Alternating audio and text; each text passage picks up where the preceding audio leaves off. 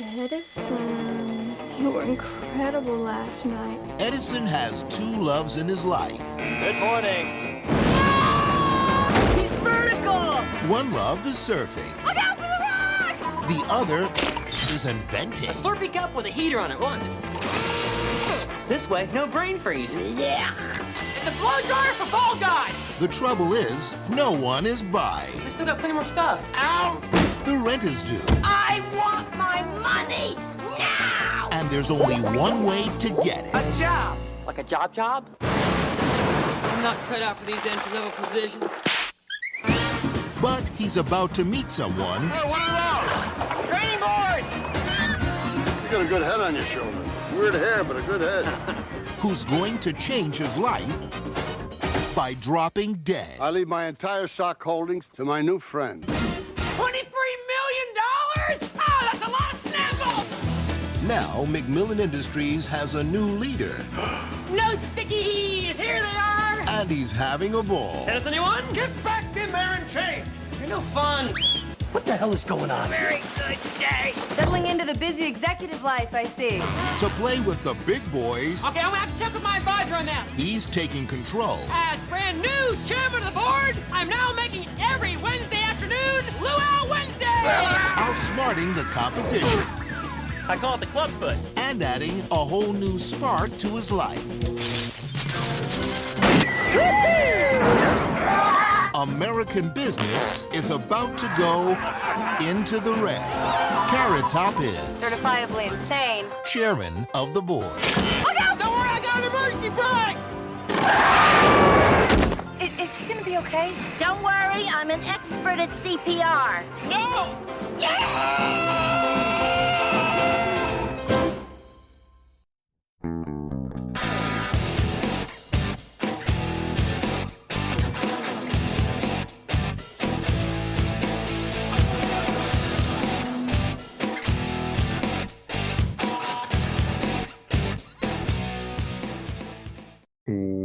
Welcome to They Called Us a Movie, testing the strength of friendships one terrible movie at a time. Subscribe to the podcast on iTunes and other podcast services by searching They Called Us a Movie, and find us on Twitter and Instagram at TicTamPod. That's TCTAM Pod. Welcome back to They Called Us a Movie. This is Anthony Delvecchio, and with me as always, this is Dan Aquino and Mark Myers. Say hello, gentlemen. Hey, friends. I love the rare time when we watch a movie on this podcast where it dumbfounds me that we have never been able to make a movie. You see something like we watched today or a couple other things and going, it's like, there had to be barely a script here. Like, wrong place, wrong time, guys, I guess. Yeah, I guess we just didn't hitch our wagon to the Carrot Top star. Yeah, I mean, this and was it the and even the movies we make fun of that just seem like a guy did it out of his garage, like that the dog romantic comedy. Mm-hmm. You're like, it's amazing what can get made. I'm assuming the same thing happens with the Amazon book thing where you can publish your own book on Amazon. There's just a ton of shit that people get made and probably make lots of money off of. Oh, we could make a movie. That's no problem. Whether or not it's good, that's a totally different story. I mean, I believe in us that we can clear the Carrot Top bar for this, for whatever we make. Now, whether that will get into movies now because we don't have some young hot comedian. Right. Also, I'm not going to pay anyone to star in our movie. I mean, I'm pretty sure if you give us $7 million, we could lose 6.8 of that, like this movie did. Yeah, I think we could. I have confidence in that. Our families would chip in and go see the movie, so that's a little money there. Probably get some like coworkers to go. Yeah, I'm sure we can make $500,000 because then you'll get some people who are just curious, right? Yeah, I think we can do it. Maybe we say it's like a Christian movie, so we get people to buy out congregations, buy out some theaters, and we have the built-in excuse now that if it doesn't do well, it was the woke left. Yep. Yeah. Wanted it to fail. They don't want to see the truth. The woke mind virus strikes again, brothers. Yep. Yeah, they're silencing us. We just got to get the word blessed or miracle into the title of the movie. Sure. Also, what what would we make that the woke left would try to stop us? I'm assuming we'd make some.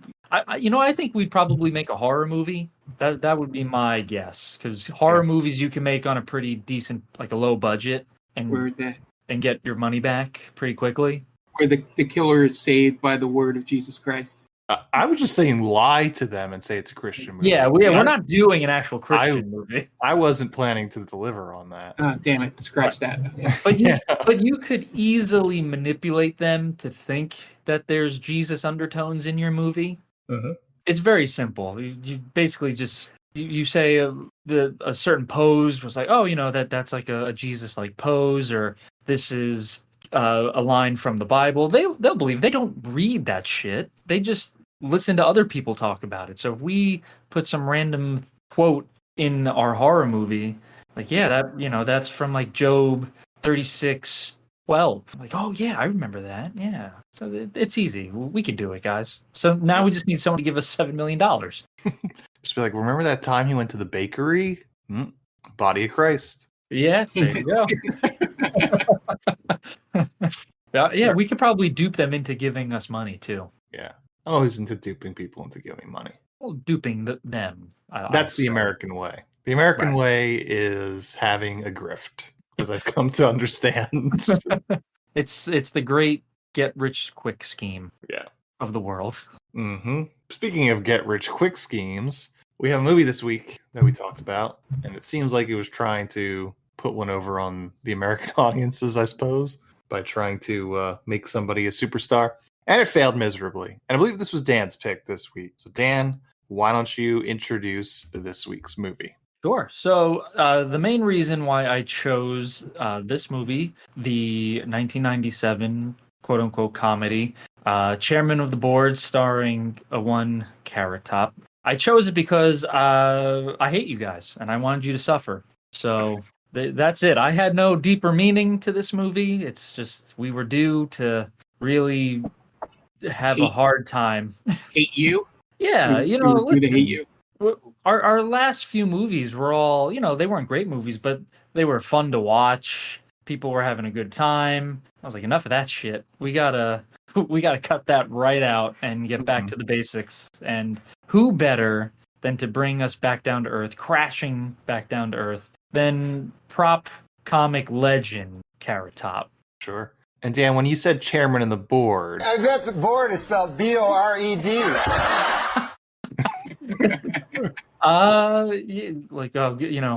R.I.P. Norm Macdonald. He knew how to call it, and this was before the movie ever came out, and Norm he knew immediately. I got Carrot Top's number, and this movie's gonna fucking bomb.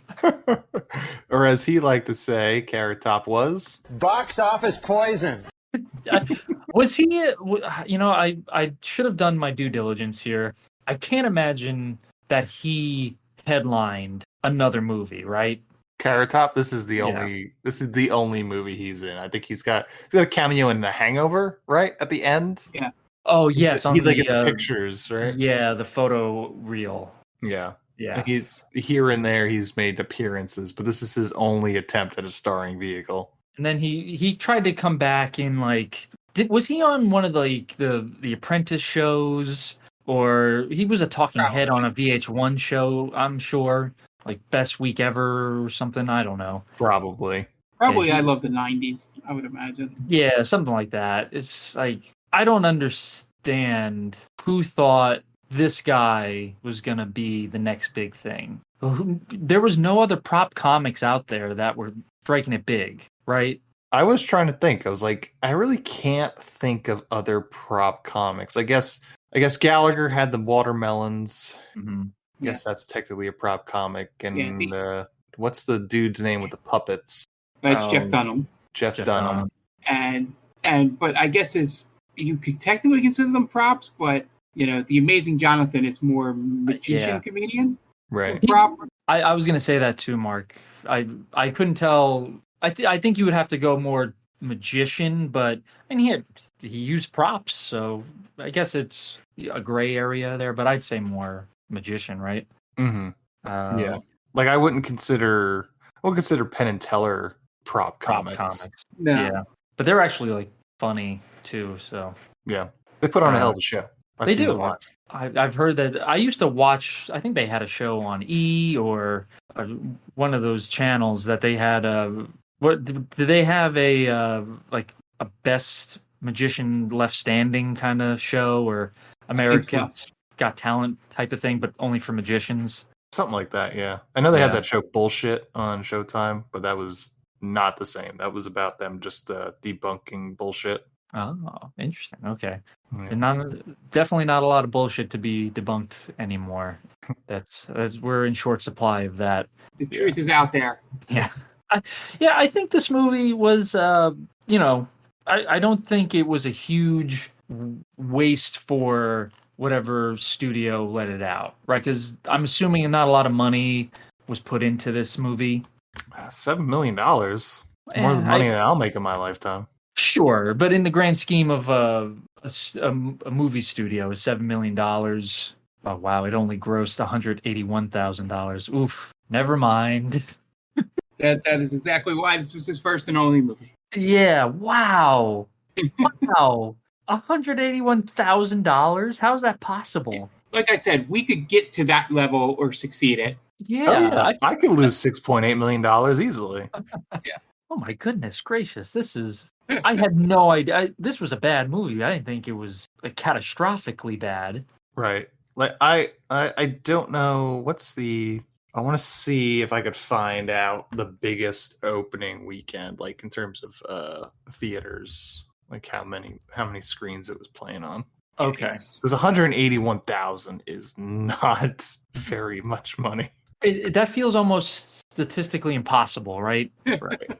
Like some people would probably just go out of sheer boredom to just check it out, and it would make more than 180,000. Right. And what did it open up against? I wonder. 196 theaters, so not a lot. Not a lot. Okay, so that makes a little bit more sense. Yeah. But for a $7 million movie, yeah, they knew it was terrible to not put it on a lot of theaters. Right. Also, where did that $7 million go? Carrot Top. Just to him, you think? I don't know. No way. He demanded the majority of the budget. I would be surprised if Courtney Thorne. I was going to say I wouldn't be surprised if Courtney Thorne-Smith got a good paycheck, right? You think so? Was she second billed? She's hot off Melrose Place. She's arguably in 1997 the biggest star in this movie. Yeah, I guess so. Oh boy. So you think she probably made more than he did? I mean, obviously he's the star, so but she's got. I'm going to say she's going to whatever the equivalent of $2 million is in 1997. I'm saying she probably got about that. And you also have Raquel Welch in there. She's a big name. Not obviously not big at the time, but still, a legend in Hollywood. Sure. But I don't think she would have commanded a ton of money. No, it was a glorified cameo. Yeah, it looks great though. She was pushing 60. She looked phenomenal. Yeah. So all that being said about this movie, it's slapstick done horribly wrong, and it's obviously a vanity project, right? Mm-hmm. But I still think that this movie is better than The Pest with John Leguizamo. Ooh, interesting. It's less annoying. Correct. It's and there's a story in this. For a movie that stars Carrot Top, who is an obnoxious person, he's not as annoying as John Leguizamo is in The Pest. And at the same time, John Leguizamo is by far the superior actor. Oh, easily, yeah. But for that time period, because when did The Pest come out? 95, 96? I wouldn't be surprised if it was 97 as well. Okay. Yeah, 'cause for that time period, obviously, Leguizamo wasn't what he is now. 97. Yep. 97. So he's just a couple of box office bombs for comedians. Yeah. But this movie at least had a plot, albeit a terrible one, but you could follow it very easily. Right. Mark, what about you? Where are you coming from with Chairman of the Board? So obviously I second just about everything Dan said about this movie. I think the one thing is what makes it, which I agree, slightly better than The Pest, is that they took a very generic cookie cutter concept, the obviously fish out of water situation, and kind of did a pretty decent job telling a story on that. It's just Carrot Top is the wrong person to lead it, but you could see a movie with maybe a better actor, a better comedian actor, leading the idea of a guy that gets randomly, is a slacker that gets left the company and, shenanigans ensue, sort of thing. I think a lot of this movie comes down to the fact that it was too reliant on the star power of Carrot Top, in that it didn't even let the ensemble cast help him out. Everything felt like it was built around his comedy, which again feels like a place and time thing, kind of like we talked about with Pauly Shore. We're going back to it. You're kind of like, I kind of don't get this. Like, this how did people? Well, obviously, people even back then didn't think it was funny, but how did the executives enough, give this movie with this guy in at $7 million? I feel like the paycheck had to be really good for Larry Miller, right, to star in this movie, because at least I think right after this is 10 Things I Hate About You, or it's at least pretty soon. Within the next 3 years, I think. Yeah. So it felt like a paycheck movie for a couple of the people, even though they did try to give more effort than what a paycheck movie would do. But I can't imagine that like day one on the set to get on like, oh, okay, I've seen him on TV. Maybe he's a different guy when he's not doing his set, with the props. And then the first day they get on set and they see him and he's got like zero charisma and acting skills, and they're just like, what the fuck did I get into? I'm running to the bank today to make sure that check clears. I think Larry Miller is a pretty consummate professional, it seems like. Like he basically, I think he carried this movie, in my opinion. I think he's easily the best part. Yeah. And that's what I said. Like when we say paycheck movie, we sometimes mean somebody's just mails it in or doesn't give full effort. While it looks like a paycheck movie for him, he actually has enough professional integrity to at least be the best that he could be with what he was given, instead of doing the just half saying his lines and just relying on, oh, that's funny because it's him. But yeah, I would love to have seen, like, even if it was in the rehearsals or like chemistry screen test that they did it for this movie, just somebody like going, oh fuck, all right, I hope this doesn't like ruin my career too much. Or you could be Courtney Thorne-Smith and just go, fuck it, no more movies. No more movies. Give me that sweet, sweet TV residual. But yeah, this is probably definitely in the top 3 of movies that are like place and time. And that it would never get made today, even in the slightest. So it's good. It's good in a way to check this one off the list after hearing the aforementioned Norm Macdonald bit on it and jokes about it, to actually see how terrible it was for myself. Yeah, I wish this was really bad. I don't know. I'm trying. Mark, I don't know if you've realized this. Yeah. This show is not about you trying to meet any movie halfway. Yeah, we're here to tell our honest opinion on the movie. So yeah, don't feel like you need to stick up for a movie. This is a garbage movie. It's okay. It's a terrible movie. I was just trying to think of anything else to say. I'm just like, it's not even, I think what makes The Pest more memorable, despite being more annoying, is that there's actually a memorable, memeable moment that you can use from that movie, just that opening sequence in it. I got to disagree with you. I think there's nothing memorable about The Pest other than Leguizamo just being annoying. Well, I'm just saying, when I say it's like internet memeable sort of thing, is just like, oh, you got to see the opening of The Pest. Got to see, like, pass it along through, like, dark humor or whatever, or dark parts of Twitter and stuff. And in this movie, there's nothing in it that, outside of someone else is not even in the movie, their clip on YouTube or whatever is the only thing anybody remembers about this movie. Mm-hmm. And I wouldn't be surprised if Courtney Thorne-Smith pulled a Jared Leto if anybody brings up this movie. She did say that she doesn't hold this movie in high regard, so she acknowledges it. Yeah. She probably says this movie is Box office poison. It was so excited for that. You've been sitting on that soundboard for a bit. I love it. Yeah. So Ed, will you just have your whole segment just be the Norm Macdonald soundboard giving your opinion?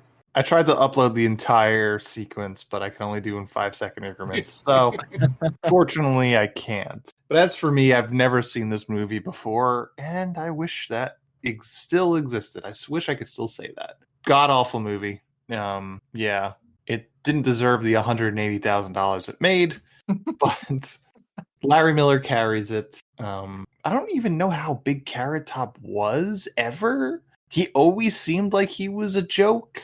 Yeah. Like I don't He was remember always everyone a punchline. Yeah. I don't remember everyone was like, "Oh, Carrot Top, he's hilarious. He's a prop comic." No one's ever said that. So I don't know. I don't know what exec was maybe trying to launder some money in this. I know in that Norm clip that they are saying that Courtney Thorne-Smith left Melrose Place to do this movie. I hope those aren't hope that isn't the sequence of events. Later, losers. I'm going to Hollywood. Catch you later. Because it's quite obvious. Like I even think in that interview, it seems like she already realizes that it's a disaster of a film. Yeah. Yeah. You can see in the interview she's really trying to defend it. Right. But it's so half-hearted. Like, oh no, he's funny, and I think the movie's gonna be fine. Just there's no belief behind her voice. Yeah, and I mean, even such that you could see how this movie could be an attractive prospect for someone like her because of like the success around the time of like similarly themed Adam Sandler movies. This is essentially Billy Madison, or like right? Jim Carrey, right? I think even there's in the trivia it's saying like, oh, people thought Carrot Top was going to be the next Jim Carrey, but this is essentially Billy Madison. Very similar in terms of themes and kind of conceits and high concept in terms of that. So you could see as like someone's like, oh well, this guy's gonna be the next Adam Sandler. Let me try and get in on that. And obviously it didn't work out. But yeah, Larry Miller does what he can with what he is given, and he's okay. The closest I got to laughs was with him, but I did not laugh. I think maybe a slight chuckle is when he fires anybody that has more hair than him. That is pretty good. You could try thinning it, and maybe I'll bring you back. Yeah. But you must be shorter. Yeah, he was good. I like Larry Miller. He's usually a solid character actor. Yeah, I've got a bunch of character actors in this movie. We got Jack Warden, we didn't mention on this podcast yet. He's there. Raquel Welch we mentioned. Stell Harris, Bill Irwin, who's an old character actor. He was the man in the airport in Home Alone. Yeah, I got a whole box full of them, dangly ones. Yeah. We got Jack McGee, who is in a lot of movies. He was the drunk from the Miracle on 34th Street remake, as well as had a long run on the show Rescue Me as the warehouse foreman. We got Otho from Beetlejuice, Glenn Shaddix. We got Emmett Walsh. We got Taylor Wild, Negron. Wild West, right? He's the train conductor from Wild Wild West. Maybe that's not where I know him from, but okay. Yeah, I think he played Jill's dad on Home Improvement, among other things. Wow, he was in Blade Runner too. Oh man, in Blade Runner, he was in The Jerk, the Coen Brothers movie. Taylor Negron is in this, who we've seen in Nothing But Trouble. But yeah, it's an interesting cast. Yeah, you have some decent character actors, but no real heavy hitters, right? Yeah. I think we were discussing off the podcast, like Jack Warden was pretty big for a while. He was in some big movies, but at this point, he was kind of just kicking around. Yeah. Was the security guard at the museum Butterbean? I don't know. No, really? The guy with the green hair? I don't know if that was, but he's listed in the IMDb. Okay. Yeah, because that's what I'm looking at in the ID. So like, I don't know if that's true, but also Shaq is listed as a museum guard. I don't remember seeing Shaq. I only remember seeing the one guard. Yeah. I don't remember that. Mm. I mean, big if The true though. The most downloaded woman of 1999, Cindy Margolis, makes a cameo. It took me a while to figure out who that was. For some reason, I thought you were going to say Sunny from WWE. I think she was also mentioned as one of the most downloaded women of all time, and during those years too. Yeah, I never downloaded her. I'll tell you that. Sure you didn't. Also, Little Richard is in the cast list for some reason, but he's not named of what he did. So, do you think it was maybe joke casting? Maybe. Right? It just like, oh, this will be funny to throw in the credits. Yeah. Well, they missed again. I think if you replace, and obviously this is low hanging fruit, but if you did cast a Jim Carrey or an Adam Sandler in this movie, I think it probably makes more than $180,000. Obviously, yeah. I don't know if it's a good movie or necessarily a funny movie, but you're probably looking at a much more improved movie over this. Yeah. I mean, you cast Robin Williams and you have toys. Yeah, that's true. That movie bombed though. Yeah, I think I remember seeing Toys, and it was not what I expected it to be, right? Because you have Robin Williams, and he's a comedic actor, and it was, if I remember correctly, Toys wasn't a comedy. No, it was actually kind of like sci-fi almost. It was kind of dark, if I remember. Like a dark fantasy. Yeah. Yeah, that was weird. I don't know. This movie just it's just a big swing and a miss all around. I think, was this the director's first movie? Because it shot like he wasn't sure what he was doing at first, right? A lot of just unnecessary close-ups, Dutch angles for weird things, right? All of the like statues in Carrot Top's room, he's doing these zoom-ins and Dutch angles and just weird shots of things that really don't make any sense or are not really needed. So I think this was him cutting his teeth as a director. That's how it seems. Yeah, it's definitely a lot of Dutch angles in that house. When they're in the house, it's almost everything shot in Dutch angle. This was his first movie. He did a lot of TV stuff, and then he went on to more TV stuff. So this was his first movie. Yeah, might be his only. It looks like it could be his only feature release. Okay. Yeah. It doesn't have a clear direction. This movie, from directing to acting, storyline, it's a mishmash, and I think they were trying to capture Carrot Top's zany energy, and it doesn't meld with the story and the other actors. Yeah. So, Chairman of the Board from 1997 is directed by Alex Zam, who had, as we mentioned, directed a lot of TV stuff and a lot of direct-to-video. He seems to specialize in sequels, direct-to-video sequels, because he's directed Inspector Gadget 2, Beverly Hills Chihuahua 2, Jingle All the Way 2, The Tooth Fairy 2, and a bunch of TV Christmas movies. Stars Scott Carrot Top Thompson, Courtney Thorne-Smith, Larry Miller, Raquel Welch, Maestro Clark, Jack Plotnick, Jack Warden, Estelle Harris, Bill Irwin, and M. Emmett Walsh. IMDb score of 2.3, Rotten Tomatoes score of 13%, and that is skewed because there are only 8 critic reviews and 1 gave it a positive. Budget, $7 million. Box office, $181,000. Not very good, but also not a real attempt to make any money with this. Yeah, seems like a tax write-off. I was going to say, you normally say, they $7 million in a movie and they spent more than that on marketing. I'm like, I doubt they marketed this movie at all. No. Yeah, I don't remember ever seeing previews for it when I was a kid. No. The thing with you said it was a tax write-off. I would like to see. Does it say when it was released? Like date? Week of March 13th. Yep. End of Q4. 100% a tax dump. Yeah. It was 17th that week. But you what are you going to do? You can't. You're going up against the juggernaut of Titanic, which might have been in its 30th week. 13th week. It's in its 13th week. And it's still it made dominating. $17 million that week. Yeah, that's pretty wild, man. Yeah. It's pretty interesting. I was just reading that Trimark, the studio that released this, they had a 3-picture deal with Carrot Top. Like they thought he was going to be their next big guy. Yeah, it's probably thinking Pauly Shore-esque. Yeah, like Pauly Shore, Adam Sandler, Jim Carrey, right? Those were, at the time, they were the big, obviously Jim Carrey probably above all the others at that time. But yeah, like, can you imagine being the executive who hitches his wagon?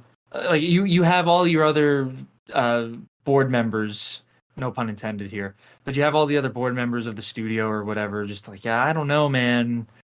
We're going to bet on a prop comic. Yeah, no, this is going to be great. And then just tanking the first movie that you put out with him. Someone would have to lose a job, I'd imagine. Yeah. Do you think people just kept playing that to the person who ran the studio? Oh, hey, Jim, come here. I got to show you something. Box office poison. It says here. No, they pulled them aside, and because, I don't know how prevalent internet video was back then, but pulled them aside. Hey, look. Norm mentioned our movie on Conan. He gave us free advertising. Box poison. Yeah, he wasn't wrong. Yeah. It also says here that they chose to produce this movie over like the Broken Lizard's first couple of movies, including Super Troopers. This might be a hot take. I don't care if you're going to say Lizard. I was going to say I don't either. I don't get Super Troopers. Don't get it at all. I can understand like a college age person liking that movie, but I don't know. Yeah, I don't get it. I don't get any of their movies. I think that's the only one I've seen. I don't get it. Beer Fest, again, it's college humor, so I get it. But it's just, I could do without those movies. Yeah, like the only thing we really took from Beer Fest in college was, somebody went out and bought a gigantic boot, and everybody just showed, "Das Boot!" Yeah. And then would fill it up at the keg. That definitely introduced the boot to American drinking audiences. Yeah. Sure. Yeah, it's stoner, alcoholic humor. And so, all right, I get that.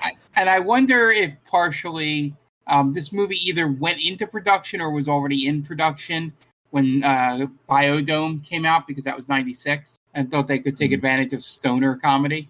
It's movie. Possible. But Carrot Top's not known as a stoner. Right. That's the problem. Like, who is this movie marketed towards? I don't take him as a surfer either. No, but I don't. If you told me that he surfed, I would believe you. But the first thing doesn't strike me as a surfer. Yeah. Yeah, I just don't know who this is marketed towards. It's not for kids, right? It's for Carrot Top fans. I guess. Yeah, it's just strictly for Carrot Top fans. Yeah. That's. You guys want to get into the plot? Let's do it. Yeah. Dan, what do you got? Just want to let everybody know out there to please go check out our two good friends of the podcast. We talk about every week. So if you listen, you know who I'm talking about. But if not, please go check out the Top 10 with Tia. It's a top 10 list podcast with a good friend of our podcast. She's been on several times. She's awesome. So if you are interested in checking out that kind of podcast, go to geekvibesnation.com. Just search the Top 10 with Tia. It'll pop right up. And I also want to plug in our video game podcast starring our very own Mark Myers. It's a bi-weekly podcast, comes out every other Monday, where they talk about video game news, games that they're playing, upcoming games, and they also review their Retro Roulette Game of the Week, which is a old school game from the NES all the way to PlayStation, Xbox, GameCube. They're playing some really fun old school games. So if that sounds like something you're interested in, go check them out at Game Vault Podcast. On all socials, it's at Game Vault Pod. And make sure to rate and review them on your podcatcher of choice, please. Okay, great. And we're going to take a quick break, and you guys are going to listen to messages from friends of the podcast. So we will be right back. Hey everyone, this is Steve. And this is Adam. And we're part of the Hop Nation USA podcast, Pittsburgh's #3 craft beer podcast. Join us every Friday for new beer reviews. We'll talk about the news, history, and homebrewing. Plus, we'll sit down with the best brewers and industry personalities that'll have us. So whether you're a casual drinker, a hazy boy hophead, or even if you're a whale hunting cellar hoarder, just search Hop Nation USA on Apple, Spotify, or your favorite podcatcher and join the nation.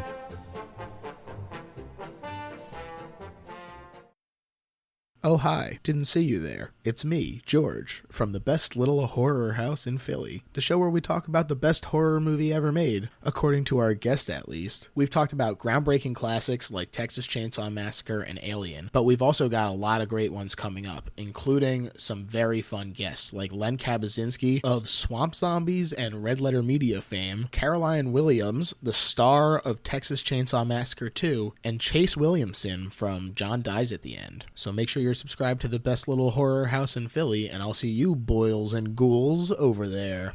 And welcome back. Now it's time to get into the plot for Chairman of the Board. We open on the birth of Edison, played by Carrot Top, as he voices over his life story. Now he always wanted to be an inventor. We see Edison in the womb, inventing as a baby with a terrible Carrot Top haircut, just kind of sits there in the womb doing inventions. When he shoots out of his mom's vagina with such force that he blows through the wall and is picked up by a nurse off the ground. And then we cut the credits. We see shots of Venice Beach. And he's already 2 years old when that nurse picks him up. Yeah, he is not a fresh baby out of the oven. We then see shots of Venice Beach as the credits roll until we settle on a house that very badly wants to be Pee-wee's Playhouse in Pee-wee's Big Adventure. And we then move into the bedroom as Edison sleeps and is then the hands of two women off screen try to wake him up with loving caresses, telling him that the last night was incredible. And we pull out to see that these are automated arms and is part of some sort of elaborate alarm clock he's built, which also includes a countdown until the bed winds up ejecting Edison out and into the bedroom door. Edison takes a shower, which is also a complicated invention with a helmet and scrubbing arms, as Edison pretends that he's talking to Mission Control. Then Estelle Harris plays his landlord, walks in with the prospective house buyer, and opens the shower to show Edison in the nude to the prospective buyers. Part of this was giving me flashbacks of my time showing apartments. Have you ever opened up the shower that was clearly running? No. The closest I got was we were showing a unit and a guy came running out in his towel when he heard it when we tried to get into the bathroom, because he told us we didn't notify him. Mark, you have to speak up. The man's wearing a towel. Yeah. but yeah, that the part for me that hit home was the trying to polish a turd type language to homeowner. Just imagine this would look like great for this space. So while watching this movie, you identify with Estelle Harris. No, I don't identify with her in the sense in the way she is, but I've just had to do that before in terms of for my own money to try and sell a place that looks shitty in the moment, but I know once that person leaves, it will look great. I love the idea of, the Mark that we know is completely different when he's at work, and he's just berating the renters, just calling them all sorts of bad names. You scum-sucking bastards! Don't get me my money. Yeah, you're out of here. It's okay if you watch this thinking that she was the hero of this film. It's fine. She could be. Yeah, she's trying to evict Carrot Top. She's just trying to do her job, which is a landlord, and obviously that's not a job that needs to be done. Well, that's a different story altogether. That's for our anarchy podcast that we're going to launch on Patreon. The problem here is that Carrot Top didn't tip her. The landlord. I mean, he didn't pay rent, so that's true. I mean, she's giving him 3 months. Doesn't he have squatters' rights? Isn't that a thing? Yes.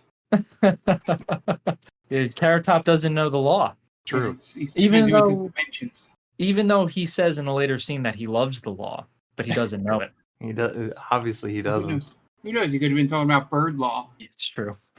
He's well versed in bird law. Yeah. And Estelle Harris tells the prospective renters that she'll have the house fumigated and sterilized before they move in. Then shows them the kitchen and opens up the fridge for a dead cat to fall out. And I was hoping this was going to be a Reanimator reference, but nothing came of it. Yeah, they don't talk about that at all. No. Then Edison's two surfer roommates show up as she shows off the living room. Edison comes out of the shower hiding behind a plastic duck, and Estelle Harris tells them that they are being evicted because they haven't paid rent in 3 months. The landlord leaves with the renters, and the roommate says that it was Edison's turn to pay the rent, but apparently he spent the rent money on his inventions, and his roommates are over this whole invention thing. Estelle Harris comes back to tell them that they have to get the money by the end of the month or else they're out. But Edison tells his roommates that it's no big deal because he has a meeting with the local gadget company, as one does. So he goes to Gadget City and has a meeting with the CEO, Taylor Negron. And it's basically a way to shoehorn Carrot Top's prop comic shtick into this movie. Each invention is more terrible than the previous one, until Taylor Negron tells him that he would never buy an invention from him. And in a last-ditch effort, Edison releases killer drone bees as his final invention that just wind up stinging Taylor Negron. Back at the house, the roommates count up all the money, and they just have over $300, which is almost as much as this movie made. So the realization is that Edison needs to find a job. His first attempt at a job is a live crash test dummy. And then he gets fired for testing condoms on the boss's daughter. Yes, this movie's not for kids. Yeah, and then yeah. All this sequence of events, Fury feels like something that the writer thought killed when he wrote it. And then either the writing was bad and Carrot Top was terrible, or the writer really was like, any other comedian could have pulled this off. I guarantee you that scene was added by Carrot Top. I'm not talking about the boss's daughter, because that's obviously Carrot Top. We gotta know this guy fucks.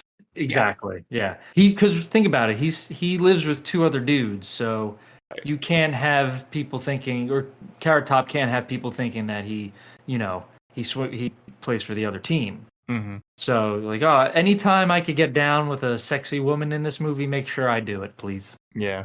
I mean, honestly, if we don't have that scene, he's got big virgin vibes.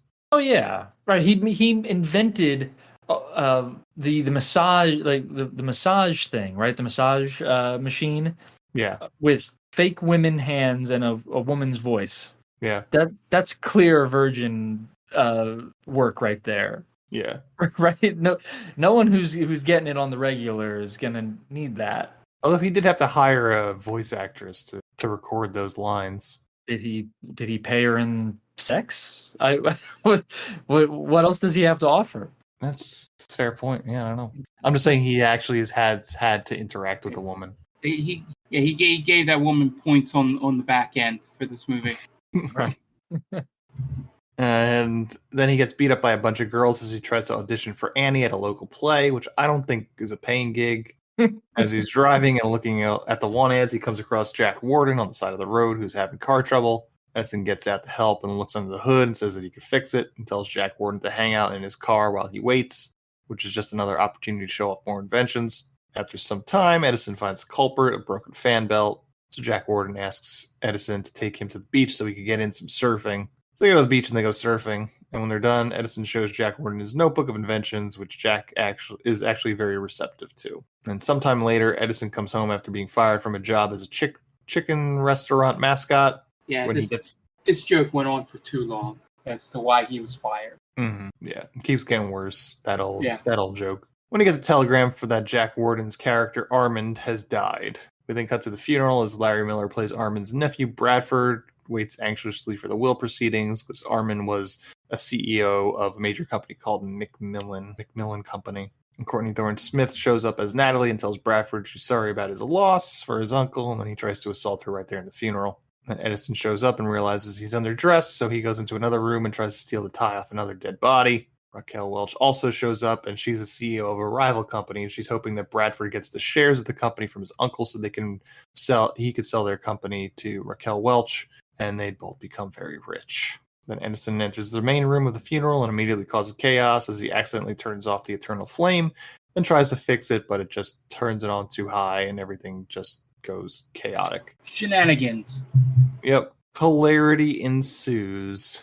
We then progress to the will proceedings, and via video, Armand leaves his house and possessions of the butler and maid, gives his nephew Bradford his surfboard, and leaves his entire stock claim in the Macmillan Company to Edison, which is valued at $23 million. I did like the slight subtle joke. I got a chuckle of how the will video opens, where it looks like one of those video dating tapes. Mm-hmm. And I'm like, that's another time and place joke, but I like that they just did have it be like, this is just, they tried to throw a joke in there. Oh, no, I appreciated that. Sometime later, Edison shows up to the McMillan building for his first day of work and immediately knocks the Jaguar hood ornament off Bradford's car, then farts in the elevator and blames it on a woman. The second you see an elevator in this movie, you just know there's going to be a fart joke made. Yeah. There's zero creativity. I told my wife when he was going to the elevator, watch, he's going to fart. And sure enough, not even there's not even a setup for it. It's just immediately, as soon as he gets into the elevator, he farts. There's no build up at all. Mm-hmm. And I think he does it on purpose too, right? Yeah, because he wants to blame it on the woman. At least have it be an accident and then blame it on the woman. But he forces it. Yeah, he clearly wanted to demean that poor lady. He's kind of a dick. Yeah, and now that woman's forever etched on film as being next to Carrot Top as he tries to blame her for farting. I can't imagine the embarrassment. Yeah, yeah, she leaves it off her resume. Probably. Hey, Aunt Cheryl, you were in that Carrot Top movie. No, I wasn't. That's not me.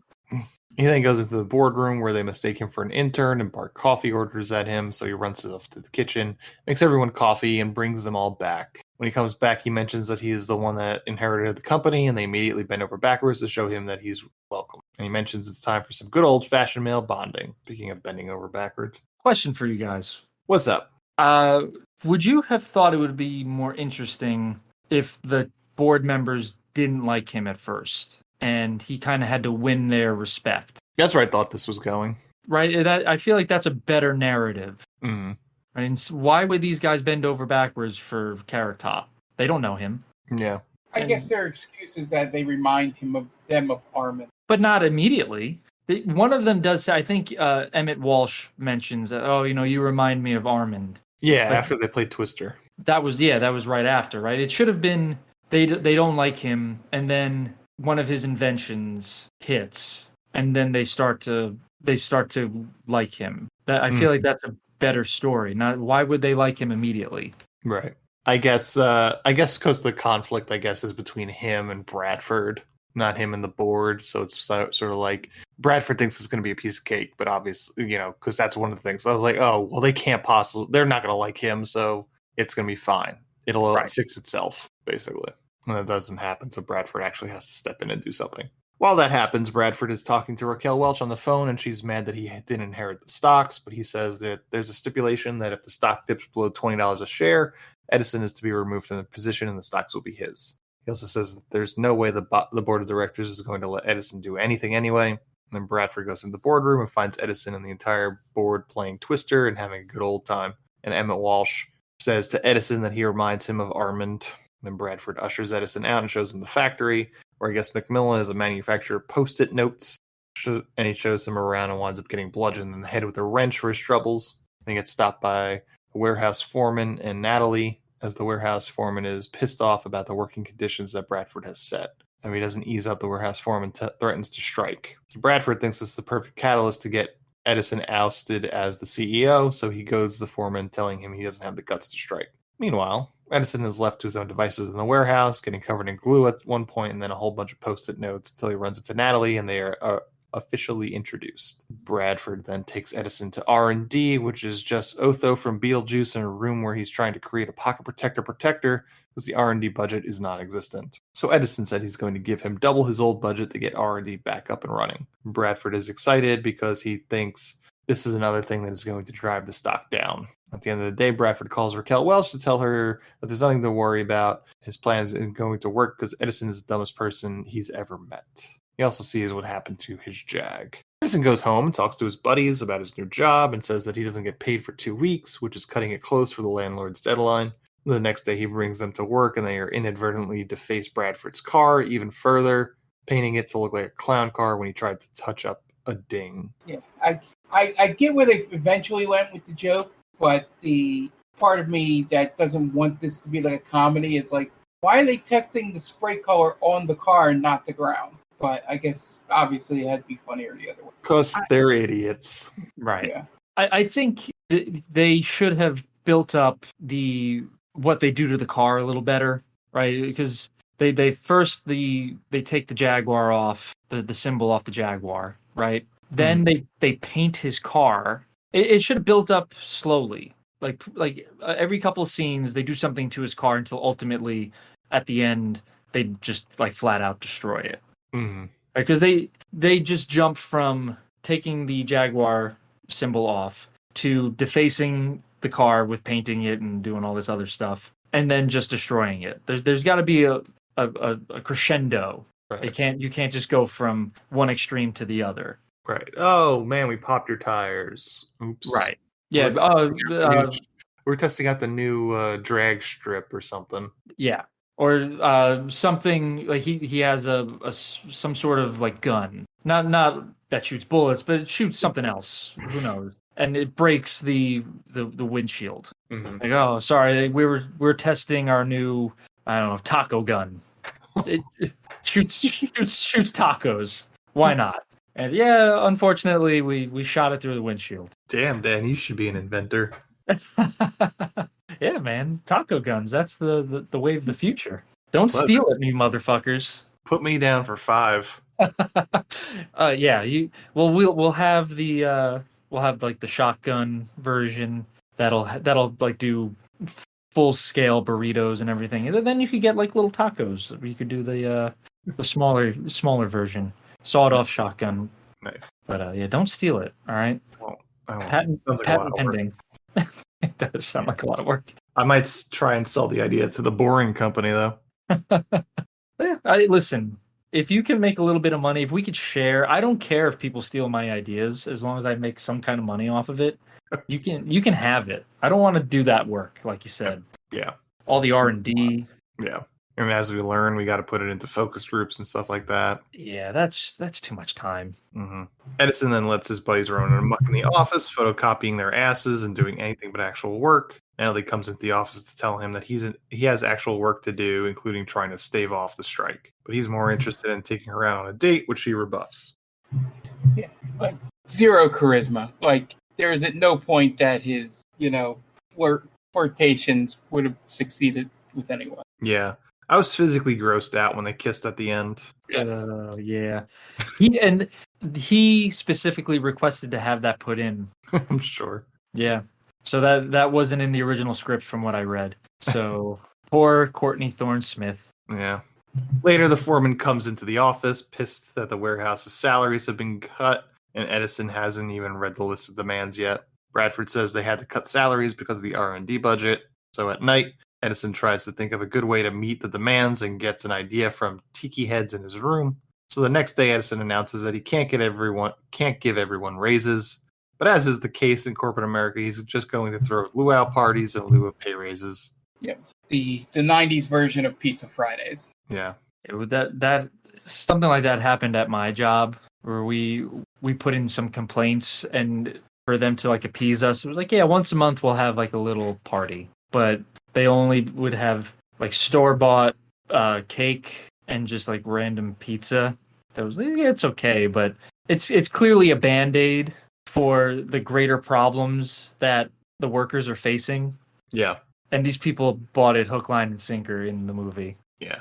It was like at my old job, it was Beer Cart Fridays, which then became Beer Cart every other Fridays, and then Beer Cart once a month, and then they just stopped doing it.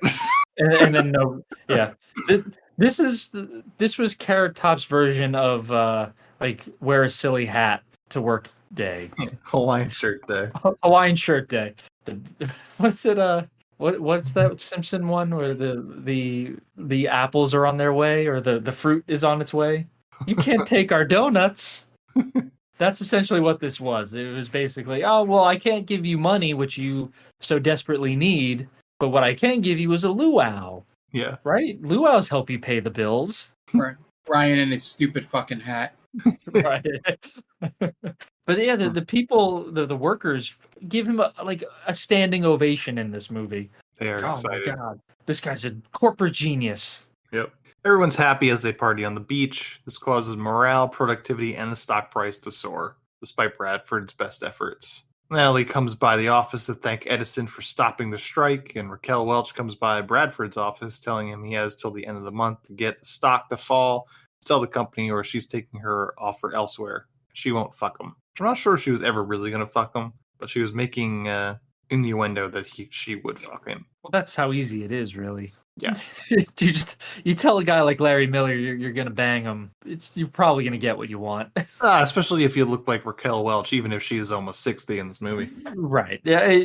Listen, if Raquel Welch from Chairman of the Board propositioned to me, there's only so much I could do. You know, You're only one man. Exactly. I bleed like the rest of you. I wouldn't hold it against you. I appreciate that. I feel much better. Yeah.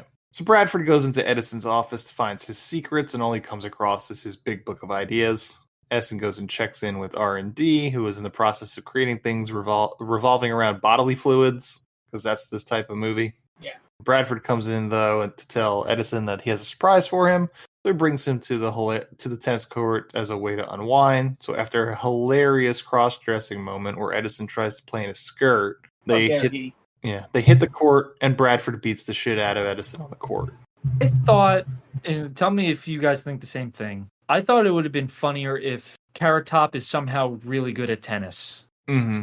Because Larry Miller thinks that he's in his domain. I'm gonna show Carrot Top who's the boss here, and just somehow Carrot Top is just good at tennis. Like, he's never played before, and he's just returning all these great shots. He's diving, making these plays, and so it adds to Larry Miller's character's like frustration with like, how do I beat this guy? I think that happens in Mr. Deeds. I've never seen Mr. Deeds. You never seen Mr. Deeds with Adam Sandler? I don't think so. I might have. I can't remember. I don't think I did. I am pretty sure. I mean, it's honestly, if we're talking about Adam Sandler movies that this resembles, I mean, and Mr. Deeds came out years later after this, but they are very similar in terms of plot. I know the general plot is basically Adam Sandler's character is given a company from his uncle, is it? Or so, like someone that he's related to dies and gives him the company, right? Yep. And but it's something to do with sports, I think, because doesn't he fire the Jets quarterback, or he releases the Jets quarterback? I think he also owns them. He inherits a $40 billion company. Okay.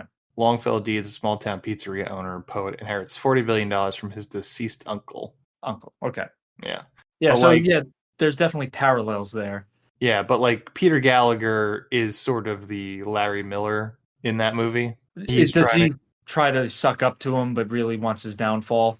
Yeah, and I think the ending sort of revolves around selling shares. Oh, I wonder if Adam Sandler saw Chairman of the Board and said, "I could do this better." Well, I mean, Mr. Deeds is based on a Frank Capra movie. Is it Mr. Deeds?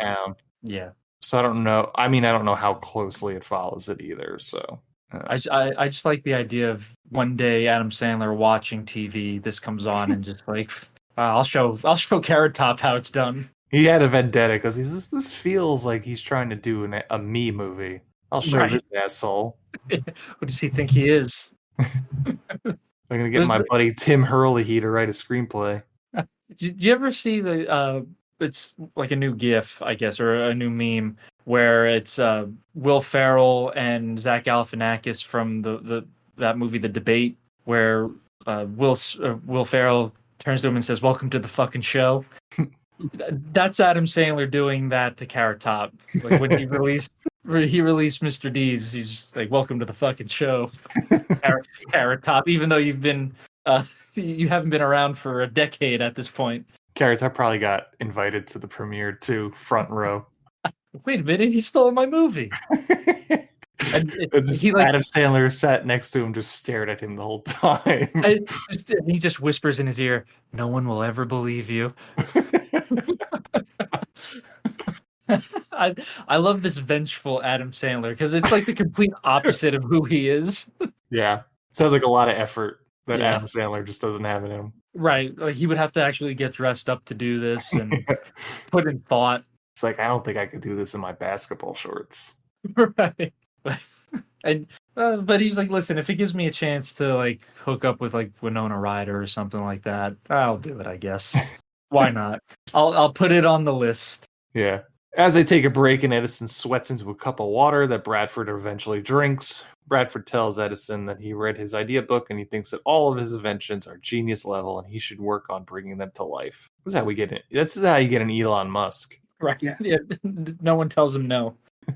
And Edison says he's going to do it. And the scene ends with Bradford getting hit in the dick with a tennis ball and then in the head and gets knocked out cold. So Edison goes to grab some help, placing his racket on Bradford's face for no reason. And he heads to the pro shop where he runs into the most downloaded person of 1999, Cindy Margolis, who's playing a tennis instructor here. And he forgets all about Bradford in order to get a very sexually charged tennis lesson from Cindy Margolis. Meanwhile, Bradford is baking in the sun.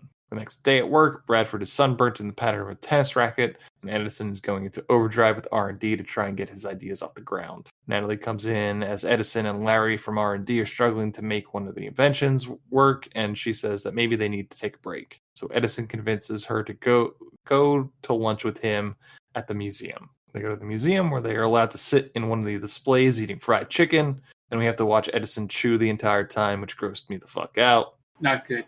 Yeah. This leads to, for some reason, Natalie chug a Diet Coke and then burps the alphabet. Later, they go to the inventor wing of the museum. They share their interest in inventions. They bond over one of those static electricity balls. And despite the fact that they have no chemistry, they go to kiss and then they shock each other. But the shock kicks Edison's brain into overdrive, and we get a look inside to see a stop-motion Rube Goldberg machine working in his head. And he says that he has an idea. So he rushes back to the office and presents his idea to the board. It's a TV dinner that is also a portable television. He says he wants to go right into production, but Natalie says that's not how a process works. You need to do things like focus groups, product testing, all that kind of stuff. But Bradford kind of goads him into telling him that he should do what he believes, and Edison agrees, and that they go into production immediately.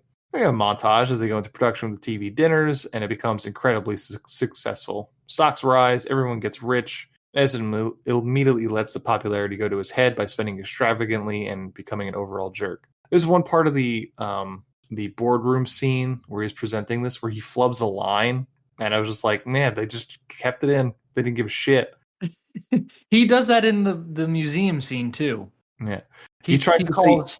Oh, go ahead. I'm sorry. I was gonna say he tries to say individually. He's saying individually wrapped cheese, and he can't. He doesn't say individually. He did individually. And it's like, oh, they just kept it in. Okay. they probably did 100 takes, and like, that's what we're gonna do.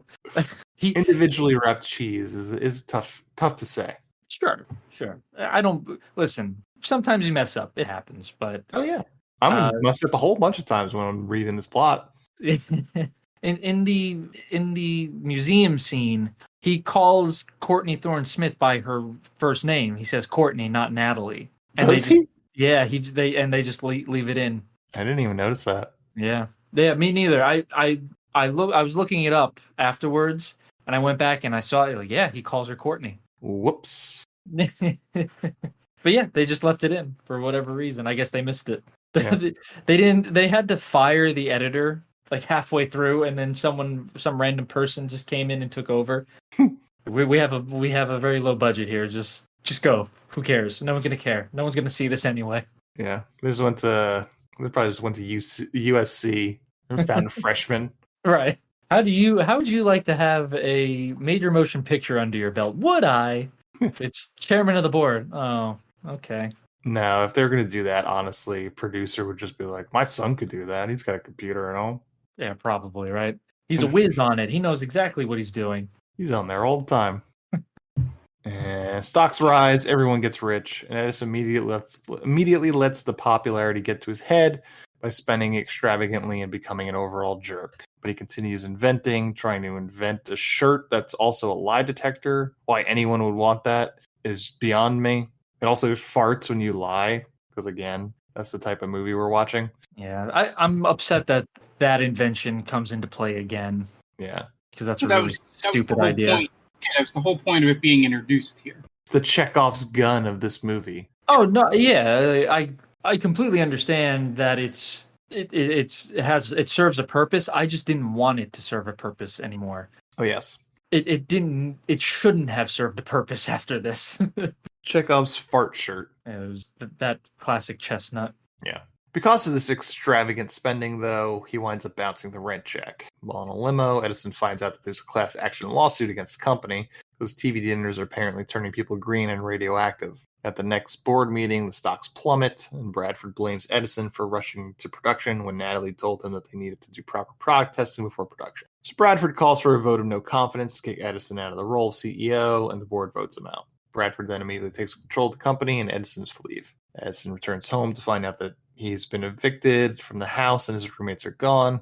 Meanwhile, Bradford is cleaning house, firing anyone that has more hair than him. Edison falls asleep on the beach, and his roommates have taken over a lifeguard stand. They catch him asleep on the beach, so they wake him up and they make up. Something is still eating at Edison, though, about the class action suit, and he then realizes it has something to do with Bradford looking at his idea book. Meanwhile, Bradford is about to sell the company to Raquel Welch, and Edison and his buddies race to the office to stop the sale. In the process, they wind up crushing Bradford's Jaguar with a giant corporate art statue. And they rush into the boardroom to tell everyone that Bradford set up the whole class action story using Edison's formula for glow gunk, which is some sort of glow-in-the-dark paint. I think you need that scene in this movie. You need Larry Miller's character talking to this guy who's going to go on TV and say that he's now irradiated because of the TV dinners.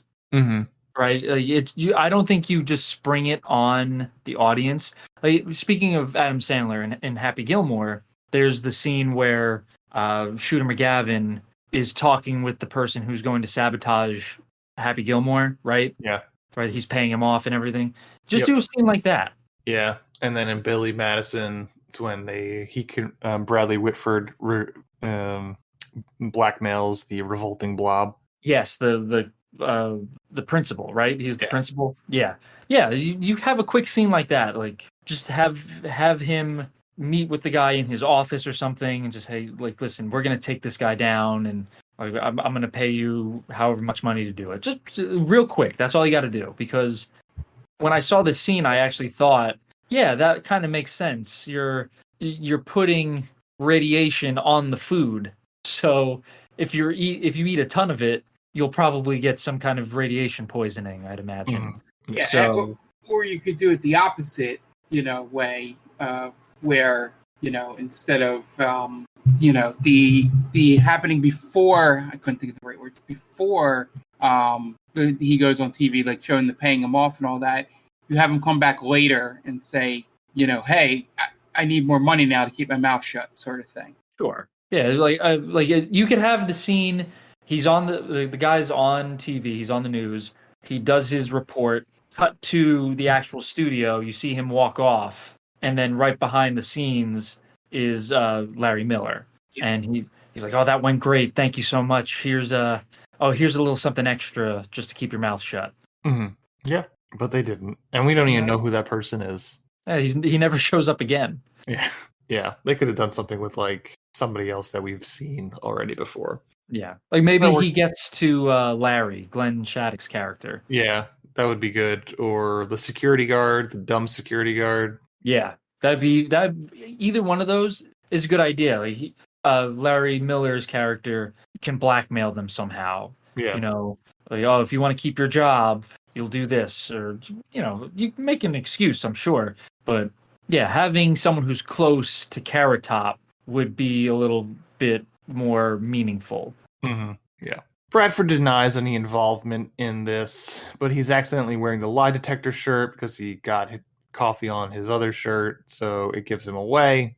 Everyone says they're kicking out Bradford as CEO, and Raquel Welch says that she'll be a witness at any trial for a stake in the lie detector shirt profits, because Natalie says that basically the SEC will probably be pretty pissed off about this hoax. So the board fires Brad. Okay. I'm sorry. Wouldn't she also go to jail? Natalie? Yeah, Raquel Welch. I don't think they have any proof that she had anything to do with it. Okay. I thought it seemed like since they were in cahoots for this hostile takeover. Well, yeah, I mean, he says that she was a part of the plan, but we never see that happen, so I don't know how truthful that is. Okay. Because he says that he was just the patsy, and that's when the lie detector shirt goes off. So at the very least, we know he wasn't the patsy. Okay. Yeah, for some reason I thought just from a movie standard or a movie point of view, usually when you have the bad guy is talking with someone else the way that they talk, it usually pinpoints that they're both bad. Yeah. Right? It's showing us that she is kind of pulling the strings. Yeah. Like Bo Derek and Rob Lowe and Tommy Boy. Yes, exactly. And so in my mind, I'm thinking, all right, well, she's the actual big bad, with Larry Miller just being the sub boss essentially. So if he goes down, she's going to go down with him. Mm-hmm. But she gets off scot-free because she's Raquel Welch, I guess. Yeah. So the board fires Bradford and try to get the security guards to arrest him. He runs, and because his car is crushed, he tries to steal Edison's car, but Edison invented an anti-theft system that kicks him in the dick with the foot pedal. The board wants Edison back as CEO, but he says that he thinks Natalie would be a better CEO and he'd rather be in R&D. So the board agrees, and she's placed as CEO. And then we end on another surfing scene that ends with Edison crashing on the beach and having CPR forced on him by Estelle Harris. And that is the end of Chairman of the Board. We watched it, so you don't have to. Yay! Yeah, not fun. Was it necessary? No. Nope. You know what I say this is? Norm, you hit it right on the head, man. Yep. He wise beyond his years. Do you think Norm Macdonald went and saw this movie? I don't know. Probably not, right? I would doubt that he would see it, but maybe he did because Courtney Thorne-Smith guested on a couple of episodes of the Norm Show, so maybe she forced him to. Like, I'll agree but you got to watch Chairman of the Board because you gave me shit last when we were on Conan together. You publicly humiliated me on Conan. You made me have to try and defend this piece of shit movie. I knew it was a piece of shit. Right? Why you got to put me in that situation, Norm? Can you let me just talk about it and I'll be on my way? Yeah. I think she was there promoting Melrose Place. She got stuck talking about it. So she was there for Melrose Place, not for Chairman of the Board.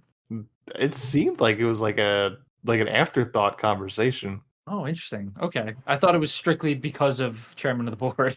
Yeah, I don't know. Because I think Norm brings it up initially. Oh, man. Good old Norm. Yeah. R.I.P. R.I.P. That is Chairman of the Board. Sucked. Terrible. But we have one more segment. But before we do that, we are going to take a quick break so you can listen to some ads and we can pay those bills. So we will be right back. And welcome back. Now it's time for the third segment. And this week we're going to do kind of a Mount Rushmore. But because of what we're talking about, we're going to call this the Four Horsemen of the Apocalypse. Because Mount Rushmore has a positive connotation, and this is not. So we are going to do Four Horsemen of the Apocalypse for the 4 worst comedian vanity projects. So this is obviously a vanity project. This is trying to make Carrot Top a huge star. Did not do well. So we're going to pick 4 movies that are in that kind of wheelhouse. So Mark, let's start with you. We're just going to go through our list. So no round robin, just straight down the list. So I decided to do 2 and 2 in the sense of 2 vanity projects and 2 failed vehicles. On mine. So I'll start off with Bucky Larson. A Star is Born, I believe is I think it's Born to be a Star. Born to be a Star. Obviously, unfortunately, I watched this movie, but going through it, you could see that it was obviously written for Adam Sandler to kind of be this role. But they decided to put Nick Swardson as the lead, and it just showed that he can't be a leading person in a comedy. Mm-hmm. He's got to be the supporting or like the guest cameo or something. If that movie drags and has a lot of unfunny stuff that's only exasperated by Nick Swardson's performance in it. So that was the first one. The other vehicle, I put Freddy Got Fingered in there. It was, I guess, the attempt to make Tom Green into like a Jim Carrey-esque figure and let him do more leading roles. And they leaned into his comedy, which proved not to be successful for the wider movie audience. So that one, that's one of the first ones that pops into everyone's head with this. And the Vanity Projects, I'll go with the third one, which is another one that came right to me because we watched it for the podcast. I chose The Love Guru for Mike Myers. Obviously, a movie that did not need to be made, and it just seemed like a character that Mike Myers dreamed up without looking back at the trivia, and just gave someone to give him multiple millions of dollars or tens of millions of dollars to make. And it was just flat out borderline offensive, that movie. And then the last one, which I actually had to go through, I only came up with 3 of them off the top of my head. This one I had to scroll through, a bunch of lists that were just like worst comedies and see what I could point out. And then I was reminded of Pluto Nash, starring Eddie Murphy. And it felt like Eddie Murphy wanted to do like a comedy superhero movie or something. And it fails in every respect you can. And it definitely felt like, where a last-ditch effort by, Eddie Murphy for something like that before he, I believe Doolittle's after this, before he starts settling into those roles in Shrek and stuff like that. But yeah, Pluto Nash is a pretty bad decision on an otherwise pretty good decision maker in Eddie Murphy for most of his movies. But yeah, those are the 4 I got. Because I originally, when you gave the list, I thought it was just like failed vehicles, which is why I was struggling to get past 2. So I'm glad that I clarified it with you beforehand so I could grab the other 2. But yeah, that is my 4 horsemen of the Terrapocalypse, or whatever we want to call it. Okay. Dan, do you have your 4th already? Yes, I'm ready. Why don't you go? All right. Well, so my number 1 is a person that, if you've listened to this podcast before, I despise with passion. It's Deuce Bigalow with Rob Schneider. That movie was meant to make him a huge star. Unfortunately, he would go on to do other movies, but I don't think he ever became a big star. And it's just like really gross humor anyway. So fuck him. And they also gave him a second movie to attempt. Yeah, the European Gigolo, which was even worse. Second one is a movie that we've covered. This was a Dan Aykroyd vanity project, Nothing But Trouble. And that had a huge star-studded cast. Dan Aykroyd, Chevy Chase, John Candy, Demi Moore. Probably one of the worst movies I've ever seen. It was just a huge, huge mistake on everyone's. And you could tell most of the people didn't want to really be there. So there's that. Third is The Hammer, starring Adam Carolla. Oh, man. I don't know if you guys have ever seen it, but... No. I haven't seen it, but you mentioning it, I now remember it. Yeah. Yeah. This movie was definitely supposed to be... So it's basically Adam Carolla's life story, and it was meant to be something that kind of kickstarted his rise to some sort of movie fame. It was awful, very, very hard to watch. Did this movie include Jimmy Kimmel in blackface? Not that I remember. I think at this point their friendship had kind of gone. So yeah, it basically just follows him because Carolla used to box, so it follows along that lines. And this one's a little bit of a blast from the past. And although this guy has gone on to do successful comedies, this movie did not do well to start his solo run as a box office draw as a comedian. And that is Lost and Found with David Spade. Oh, okay. Yeah. I remember that movie. Yeah, not a terrible movie. I still quote. There's the one quote from it that I still use: "Doll hairs." Yeah. When instead of saying dollars. Sure. So I guess it's left some kind of imprint on me, but I don't think David Spade was ever a leading man after this. He was usually relegated to bit parts and being the comedy sidekick mostly from there on out. Yeah, I don't think the movie itself was too bad, but it missed the mark for David Spade and just wound up not really coming to fruition for him. So as much as I like David Spade, I think he's pretty funny. This movie just it didn't do well. Sure. Okay. As for me, I think you guys took a couple of my choices, so I won't have to talk too much about them. But one of my first ones is The Health Inspector, starring Larry the Cable Guy. Oh, Yeah. Just, I think it was either that or Witless Protection Program. I went with The Health Inspector. You see that's a weird one because he was popular. He was very popular. Yeah, he definitely did what Carrot Top couldn't do because he made it to other movies. But he made 2 movies, and like he succeeded in the Cars franchise. That's about it. That's true too. I forgot about the Car franchise, but he wasn't the main character. No, and it's just voiceover work. Right. And he basically would do sequels. Yeah, he did Jingle All the Way too. Yeah. Oh, he wasn't in any other movie as the leading man? I don't have his. I find that shocking. He was Mater.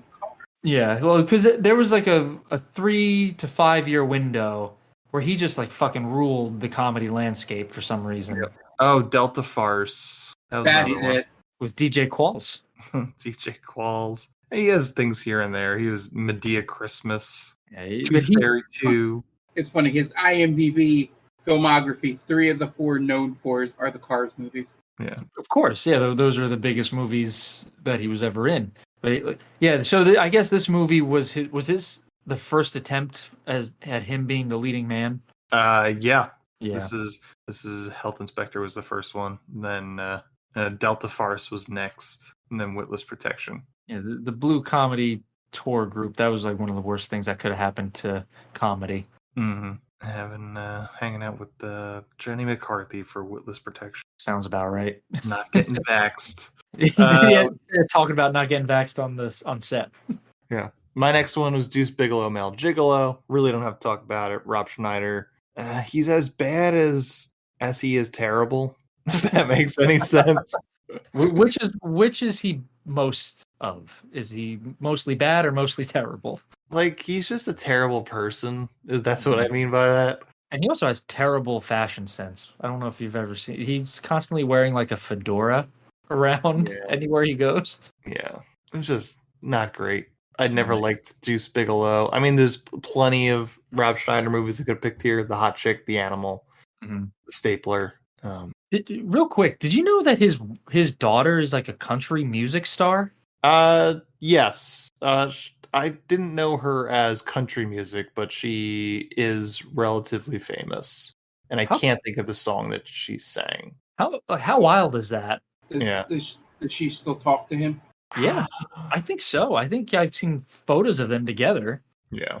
So who knows? But yeah, I was surprised that she's probably going to outlast him in terms of fame. Yeah, his daughter is Elle King, who... What song does she sing? X's and O's. That's a song that came out like 5 years ago. 8 years ago, but that was a pretty big hit. Yeah. It boggled my mind that he was able to produce someone with talent. Yeah. And so then I have The Love Guru as well, already mentioned. Mike Myers, terrible. And then my final one is Master of Disguise with Dana Carvey. Nice. Yeah, that's 2 that we've covered. Yeah, probably could have made a full list of just movies we've covered. Yeah. If we wanted to throw this movie in, and then The Pest we also mentioned. Like The Cat in the Hat is kind of a weird one too. Yeah. That's a kind of weird one. Good Luck Chuck. I almost put Dane Cook down, but I couldn't figure out which one. Employee of the Month is probably another answer. Yeah. I think The Love Guru takes the top spot over The Cat in the Hat. Yeah. 1, because it's super offensive, and 2, it was kind of a career killer. Yeah. It took a while for him to come back. Yeah. Biodome is could have been an answer. Yeah. Yeah, we covered that. We've done a bunch of these movies. Yeah, it was tough because at first I was trying to think like what was a movie where the lead actor was a comedian and like it failed to launch for them essentially. This movie failed to launch. And it's not super easy to find because sometimes, like, most of the time, these guys, they're pretty good. Yeah. Comedians have some sort of traction. But yeah, I think we've got a lot of good ones. Mm-hmm. Yeah. And that's our episode. That is Chairman of the Board. God bless it. That's all I got this week. Check us out on all our socials. TikTampod on Twitter and Instagram. They Call This a Movie on TikTok. We're not on Threads. I don't know if I want to do Threads. I can't do another one. It's just so much. I don't wanna. But if you have any questions, comments, you want to hit us up on Gmail, you gotta recommend a movie, tictampod@gmail.com. Great place to send those out to us. We'd love to hear from you.